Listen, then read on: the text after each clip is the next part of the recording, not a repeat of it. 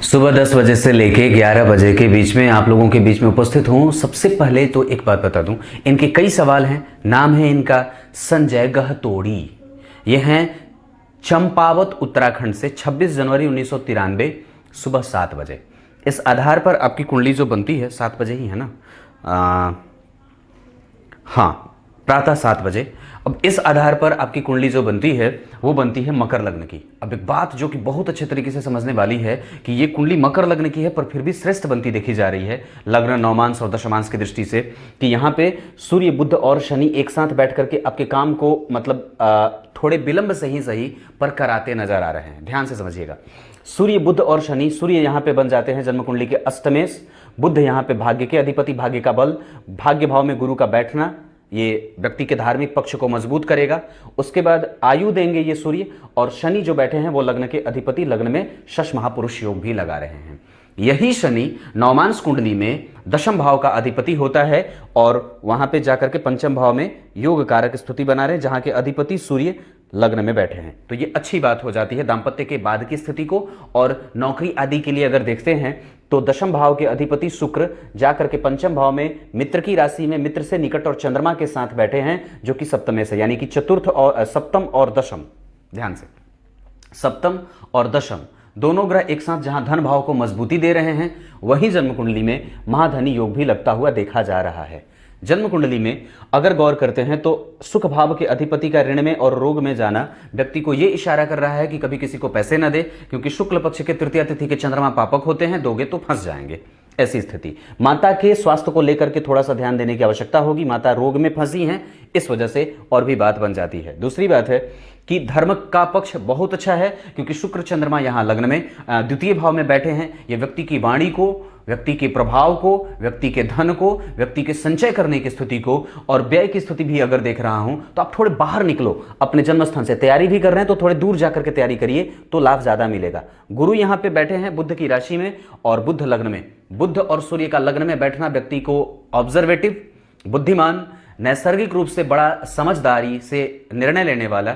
लग्न में शनि बैठे हैं तो प्रत्येक काम थोड़े विलंब से हो जाएंगे, पर आपकी कुंडली में नौकरी और शादी अगर ये बात बनती है तो सूर्य आपकी कुंडली में अति शत्रु के बैठे हैं। ये भाव उनका ठीक नहीं है, पर लग्न में वो कारक होते हैं, लग्न में अच्छे भी होते हैं, मजबूत और दिग्बली होते हैं। और ऐसी स्थिति में कि बुध भी बड़े अच्छे परिणाम देंगे। यहाँ पे दोनों ग्रह आपकी कुंडली को बैलेंस करेंगे और इसको सेटिस्फैक्शन भी देंगे। साथ ही साथ जरा गौर करिए तो सूर्य वर्गोत्तम हो रहे हैं, नवमांश में उच्च के होने के कारण व्यक्ति को पदधारी और नौकरी में शिक्षक योग लगा रहे हैं। गुरु और मंगल एक दूसरे से केंद्र में है, चौथे दशवें के संबंध में।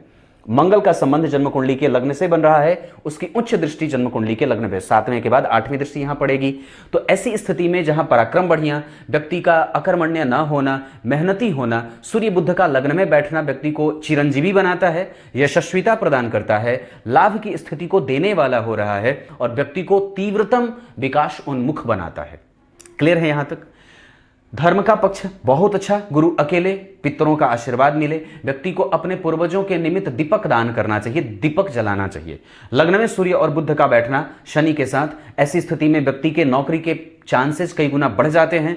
दशम भाव के अधिपति का अपने भाव से पंचमस्त जाकर के और द्वितीय भाव में चंद्रमा के साथ युति करना व्यक्ति के साफ और स्पष्ट वक्ता, उसकी वाणी अच्छी है, उसका प्रभाव अच्छा है, उसकी सूरत अच्छी है, वो देखने में सुंदर है। द्वितीय भाव में चंद्रमा व्यक्ति को धन की कभी समस्या से युक्त नहीं रखेंगे और व्यक्ति का काम कभी रुकेगा नहीं।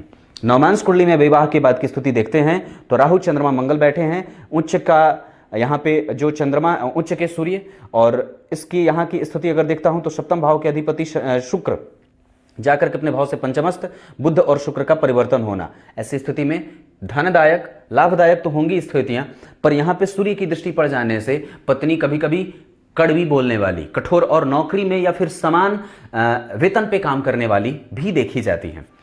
राहु, चंद्रमा और मंगल का प्रभाव, यहाँ पे मंगल 12 में है, इस वजह से व्यक्ति को कुंडली मिला करके विवाह करने की स्थिति बनती है। यहाँ पे आप कभी कभी चुप हो जाएंगे, नहीं तो बहस होगी तो पत्नी कभी कभी चुप्पी साध लेती है, जो कि बिल्कुल भी सही नहीं होता है। आसानी से कुर्सी पे बैठ जाओ, सामने से ऐसे हाथ पकड़ के बिठा लो, बैठो, और जो भी बात हो आराम से बोल दो। इस तरह से हमारे दाम्पत्य के जितने भी समस्याएं जो प्रायः देखने को मिलती हैं वो आसानी से खत्म हो जाएंगी। सबसे बड़ी समस्या है हम बात नहीं करते। बात कर लो, समस्या खत्म है। और आप ना अपने आप को बात करते समय ऐसा न रखो कि मैं कुछ छुपा लूं और कुछ बोल दूं, ना, बिल्कुल साफ और स्पष्ट बोल दो, तो वो दाम्पत्य कभी टूटेगा नहीं। ये कुंडली अच्छी है। दशमांश कुंडली भी मैंने इनकी कुंडली का देखा है, वो भी अच्छा है। वहां पे आपको विदेश और बाहर जाने का योग देखा जा रहा है। आप अगर अपने घर पे रह करके तैयारियां कर रहे हो तो ऐसा ना करो, थोड़ा दूर जाओ। और ऐसी स्थिति, प्रतियोगिता है बहुत अच्छी, मंगल यहां पे लाभ देंगे, पैसे किसी को देने नहीं है। जन्म कुंडली में सूर्य बुध बहुत बढ़िया, शुक्र चंद्रमा ये बहुत अच्छा, भाव को भी बलवान बना रहे हैं, धनवान भी बनाएंगे, धन की स्थिति बहुत अच्छी है, आर्थिक पक्ष कभी भी कमजोर नहीं है।